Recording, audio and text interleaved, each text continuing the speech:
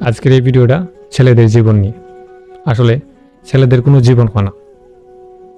ছেলেদের জীবন তার মায়ের জন্য, ছেলেদের জীবন তার বাবার জন্য, ছেলেদের জীবন তার ভাইয়ের জন্য, ছেলেদের জীবন তার বোনের জন্য, ছেলেদের জীবন তার স্ত্রীর জন্য, ছেলেদের জীবন তার সন্তানের জন্য।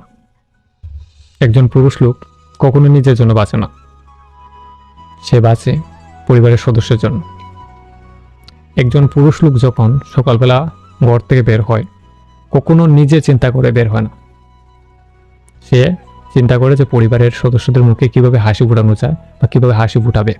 এই আশাটা নিয়ে প্রত্যেক দিনের মতো জীবন সংগ্রামের যুদ্ধ করতে বেরিয়ে যায়। কোনো পুরুষ হয়তো মা বাবার চিকিৎসার জন্য, কোনো পুরুষ হয়তো ভাই বোনের স্বপ্ন পূরণের জন্য, কোনো পুরুষ হয়তো তার স্ত্রীর আহ্লাদ পূরণের জন্য, কোনো পুরুষ হয়তো তার সন্তানের সফলতা পৌঁছানোর জন্য। তবে কারো না কারো জন্য কোনো পুরুষ প্রতিনিয়ত যুদ্ধ করতে থাকেন। আবার কখনো কখনো যুদ্ধটা এতটা কঠিন হয় যে সেখান থেকে আর ফেরা যায় না। তবু পুরুষরা নিজে চিন্তা না করে পরিবারের সদস্যের মুখে হাসি ফোটানোর জন্য সংগ্রামে বেরিয়ে পড়ে। ছেলেদের জীবন এতটা সহজ না। ছেলেদের যখন 18 বছর হয় তখন তারা প্রাপ্তবয়স্ক হয়।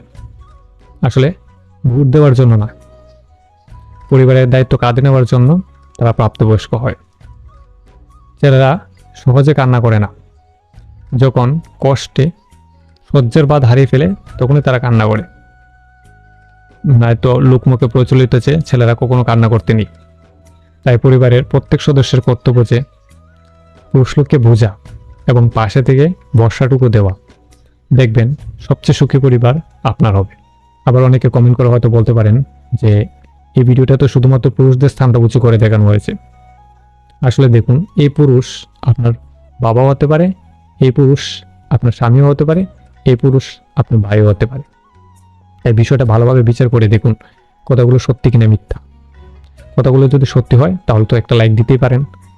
আর যদি আমার কথায় আপনার খারাপ লাগে তাহলে তার জন্য আমি দুঃখিত। ধন্যবাদ।